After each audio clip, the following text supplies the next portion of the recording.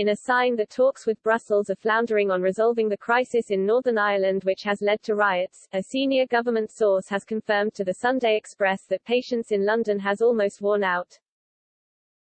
It comes as Northern Ireland Secretary Brandon Lewis has appointed a special envoy to Washington to help persuade U.S. President Joe Biden that the EU is being unreasonable and endangering the Good Friday Agreement. A source close to Lord Frost, who is currently in talks with the EU, has confirmed that the current arrangements on the Northern Ireland Protocol are not sustainable.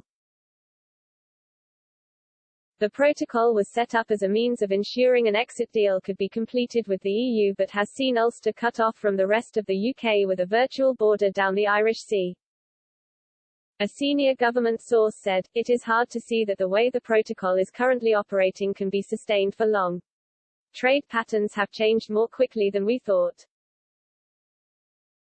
The level of day-to-day disruption for businesses has become a running sore.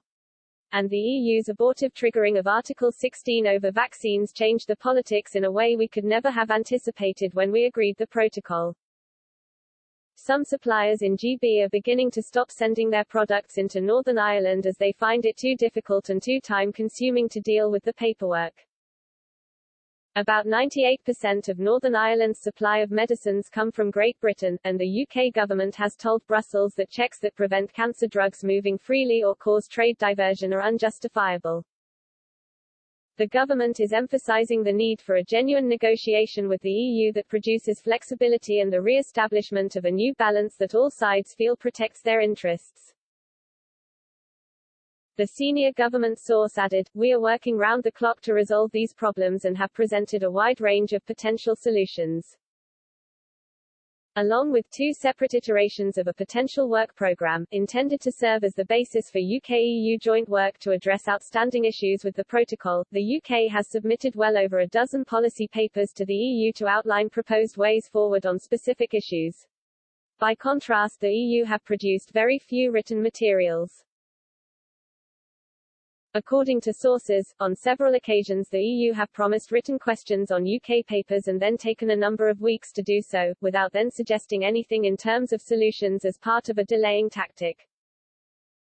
The UK government has outlined proposals for an equivalence agreement on pharmaceuticals, and an authorised trader scheme, that would reduce paperwork and checks, while still maintaining full supply chain visibility to avoid any risks to the single market, yet the EU insisted on dynamic alignment across the whole of its agri-food rules even to begin a conversation.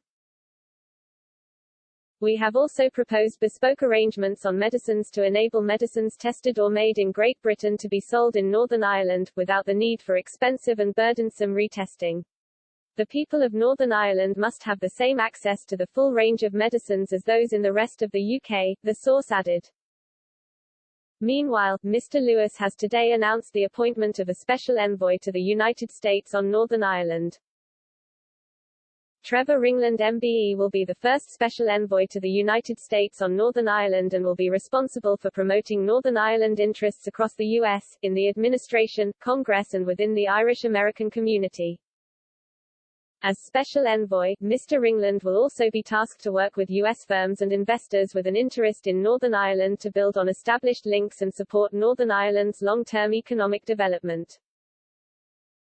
Mr. Ringland is a solicitor, former rugby international and committed community activist. He will draw on his extensive knowledge of Northern Ireland's society and political context to support his work in the role, utilising his connections across civic society and the private sector. Mr. Lewis said, "This is an exciting new appointment and recognises Northern Ireland's unique relationship with the United States and its people. I look forward to working with Trevor to harness all the opportunities that lie ahead."